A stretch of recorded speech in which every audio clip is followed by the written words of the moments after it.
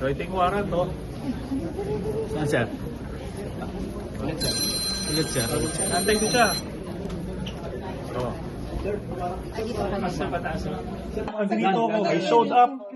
Dinamon niya ako, nasamahan ko yung mag-arresto sa kanya. Nandito ko ngayon. Sir, yung reaction ng mas natin, dapat hindi raw po siya yung nagulong, dapat nagulong po kasi. Only the NBI or siya na. Hindi naman ako yung nagpapatay ng libo-libong Pilipino siya eh. Si Senator Diba? Senator, like sa mga ng warrant, no? Senator, sir, bakit kayo nandito kasama yung NBI? Sige, sir. Bakit kayo nandito? Sir, stop lang Nandito saglit. ako dahil sinabi niya o national TV na samahan ko daw yung mag-aaresto sa kanya. So, nandito ako ngayon. Nandito yung, pinakita ko sa inyo yung warrant ng ICC, nandito yung NBI, arrestuin siya. Kaso, siya naman yung, ano doon, ayaw lumabas.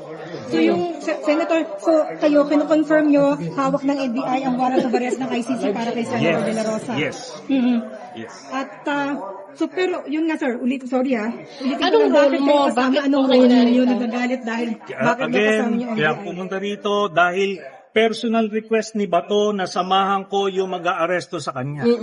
Kaya nandito ko. So yung commotion kanina, sir, Kasama kayo sa commotion kanina sa basement, yung na-wrestle daw ng mga tauhan ng NBI sa Senator De La Rosa para pigilang umakyat. Wala ako doon. Kung nandun ako, di nagapos na yan. Sir, ano po yung pinakita niyong warrant kanina, sir? sir, patingin Warrant. ulit. Sir, pwedeng pakita ulit, pinakita niyo, medyo nagtriko na kayo dito. Ipapublic na yan ng ICC within the next week.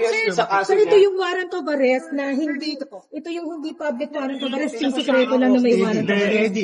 Ano na yan? It's now publicized. No? warrant of arrest. So, saan tayo ng NBI pag dinampot dito, diretso na sa airport?